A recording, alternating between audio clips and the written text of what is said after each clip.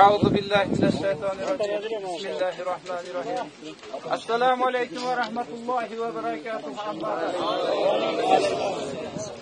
Birodarlar, bugungi kunda qancha insonlar zino bilan ovora bo'lib, restoranlarda o'g'illik bilan ovora bo'lib, musulmonlarda orqasidan kavlab yurib, ömür o'tkazib shu vaqtda turibdi.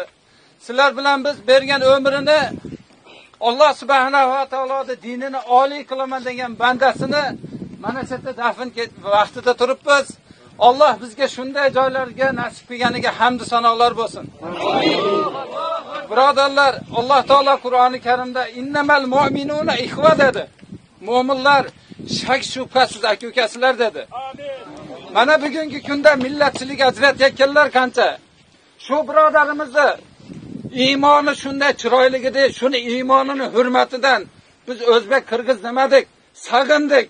Shu birodarimizni ayrilganimizdan eshitdim. Nihoyatda qiylandik birodarlar. Bizni kofir, Xudo xolasa inshaalloh millatchilik, ulug'chilik qildirmaydi, Xudo xolasa inshaalloh. Xo'p, Alloh taolo Qur'oni Karimda aytayaptiki: "Va la bishtima alayhim man bi absariha hatta yakunu ba'duhum yuhliku ba'da va yasbi ba'duhum ba'da" dedi. Butun olam ahli hammasi yig'ilib kelib, musulmonlar ustiga hujum qilamiz deganlarida ham hech kimi kuchi yetmaydi dedi. Bu birodarimizning maqsad niyati Allah subhanahu va taoloning dinini oliy qilaman deganida shuylaydi.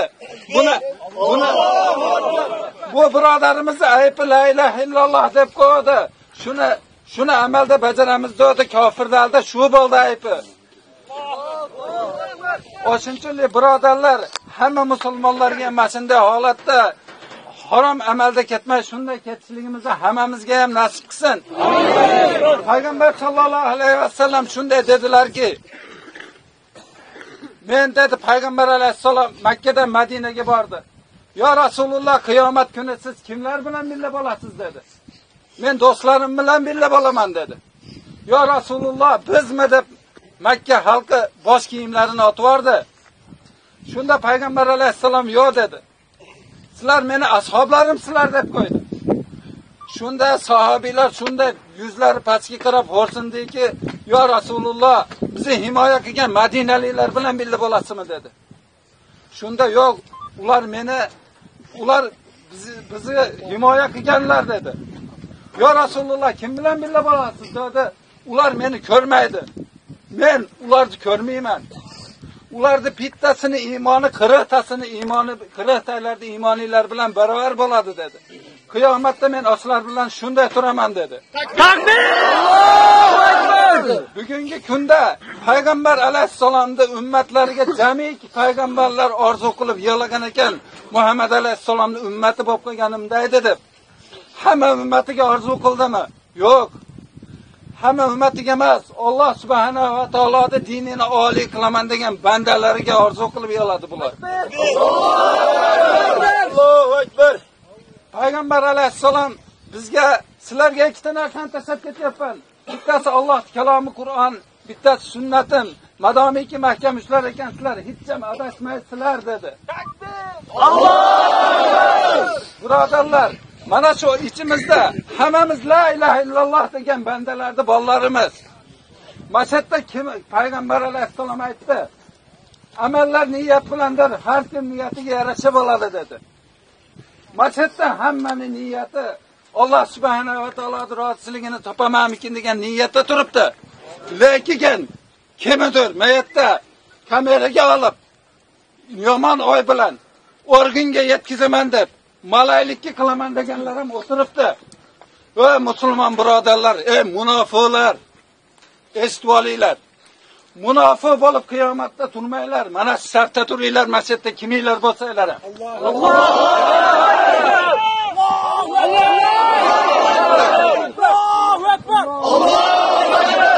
Alloh subhanahu va taolo Qur'oni Karimda aytayapti.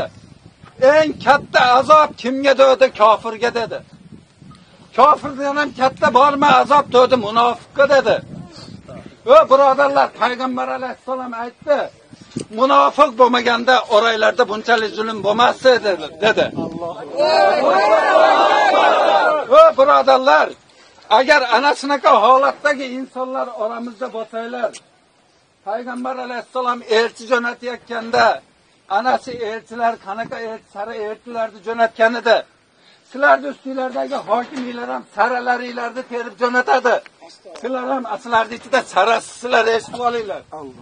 O'shinchunlik mashinday joylarga yetkazadiganlar musulmonlar bugungi kunda o'yganibdi deb yetkazinglar. Allohu akbar! Allohu akbar! Allohu akbar! Allohu akbar! G'oliblik Allohniki, payg'ambarniki.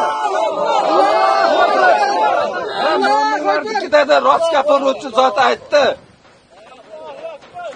O'shinchunlik, birodarlar, zaiflik qilayotgan bo'lsak, Alloh subhanahu va taolo bugundan kechirsin hammamizni. Amin. Bilmay Xudoning diniga qarshi gapirib qo'ygan bo'lsak, Alloh mag'firat qilsin. Amin. Alloh subhanahu va taoloning dinini hamisha mahkam ushlaylik. Amin. Allohning yo'lida jonimizni, molimizni fido qilaylik. Amin. Farzandlarimizni ham Xudoning dinini mahkam ushlagin deb tarbiya qilaylik. Amin. Va birodarlar, hammamiz shu yerga kelamiz. Bir martasiga kelamiz birodarlar. Alloh subhanahu va taolo Qur'oni Karimda aytayapti, men qalbinglarni yoraman dedi. Qalbda nima bo'lsa chiqadi dedi. Birodarlar, hech bo'lmasa siddiqinlardan bo'laylik. Payg'ambar alayhissalom aytdi, 3 toifa inson bor. Hisob kitobsiz jannatga kiradi dedi. Hisob kitob bo'lmaydi.